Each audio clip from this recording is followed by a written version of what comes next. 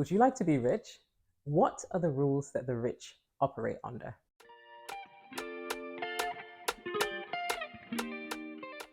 Hi everyone, thank you so much for coming to my YouTube channel. My name is Lydia. I'm the Fun Finance Queen, your money mentor online. I would like to talk to you today about the rules of the rich. What is different about the game that the rich play and the game that the middle class and the poor play? There is definitely a difference, guys. And what I'd want you to do today, first and foremost, is to set aside your preconceived ideas about rich people. So if you think, for example, that rich people are greedy, rich people are selfish, all of those things, anything that you have as a preconceived idea about wealthy people, I would like for you to set aside, cast it aside as you watch this video. Why do I say that? Think about the law of attraction. I talk about the law of attraction all the time. You attract what you pay attention to or believe in. Now, that was a long-winded way of saying, if you want to be that person, you've got to like who they are. I hope that makes sense. Okay, so that's why we need to set aside all the preconceived ideas that we have of people who operate in wealth. Because if we want to be like them, we've got to like who they are. Okay, or at least we've got to strive towards being something that we hope to achieve. And if you don't want to be that kind of person, find a role model in your life or around you or anywhere in the world who is wealthy but still has the values that you have. So you can actually focus on them as a role model and hope to become like them. I hope that makes sense. All right. The next thing I'd like you to do before I begin talking about the rules of the rich is think about abundance in terms of a mindset. So I have another video called the abundance mindset. I'll put it right here and I'll also put it at the end of the video. But the abundant mindset in general explains to us that in reality, there is enough for everyone to go around.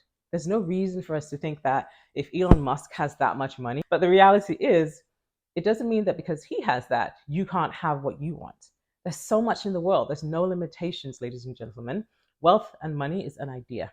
You need to be able to understand there are no limits. It doesn't mean because John has X, you can't have Y. There's enough for everybody. So that's the second thing I want you to get in your mind before I tell you about the rules of the rich. Say that 10 times.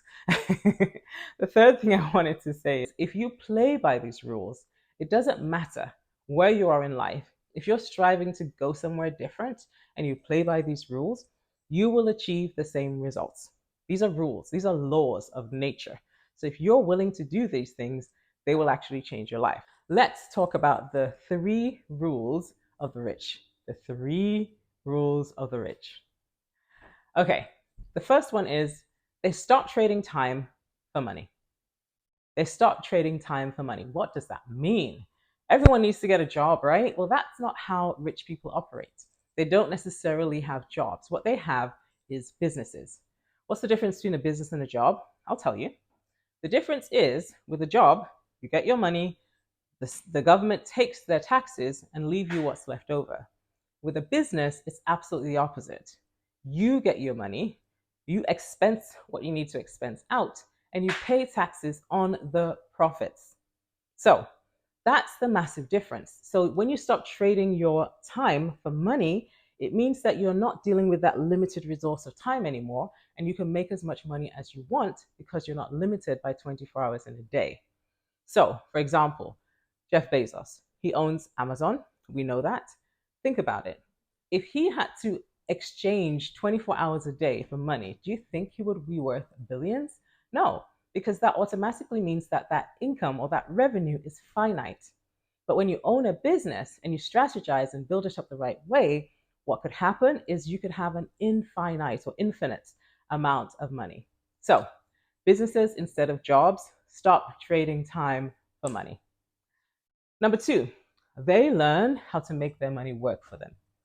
Okay, so a job is when you work for money. A job is when you work for money, whereas an investment is where money works for you.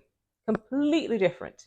So guys, again, a job limits you based on how many hours you can put in or how many ideas you can do or how high you can rise on the totem pole of corporate Britain. But in reality, what I'm telling you is if you are able to make your money work for you, again, your wealth can be infinite. So guys, we're trying to really open our minds here. This is a mind thing. If we're able to understand that we can control how money can grow in our lives and not have to wait for a 3% pay rise, we are on the right track to wealth. Okay, the third rule of the rich. Now, this, ladies and gentlemen, I think is probably the most important thing. The rich give value to people. Sounds weird, right? Because if they're hoarding it all to themselves, how do they manage to give value to people? Okay, I'll tell you a story. There was a gentleman by the name of Sam Walton. Sam Walton started finding a way to bring products to his environment that were less expensive in terms of groceries and helping people to be able to get cheaper products and spend less money on the things that we need every single day. So, we need to be able to buy the washing up liquid, we need tissue, we need soap. We need those things every single day, and no matter what we do, they are inevitable necessities of everyday life, right? What Sam Walton did was he figured out a way to get it to us in a less expensive manner. So, what he did, he built multiple stores, built chains. I've read this guy's book, it's amazing. And I would recommend that you read it as well. So when he built these grocery stores in chains, he got to a point where he realized that, gosh, I've built so much value here. If I were to make it available for people in the public to buy shares, I would then create a global brand. How many of you have heard of Walmart? What I just told you is the story of Sam Walton, the founder of Walmart. Now, Sam Walton has long passed on, but guess what? The Walton family is the most wealthy family in the United States today.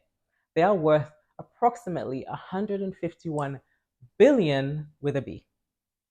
151 billion with a B. So, ladies and gentlemen, when you create value for people, people pay you for that value. That is the truth. That's how the world operates. So find ways to create value for people and then grow your business based on that. Okay, so ladies and gentlemen, those are the 3 rules that the rich operate by. If we choose to operate this way, guess what? We will be on our way to wealth. So I want to encourage you, ladies and gentlemen.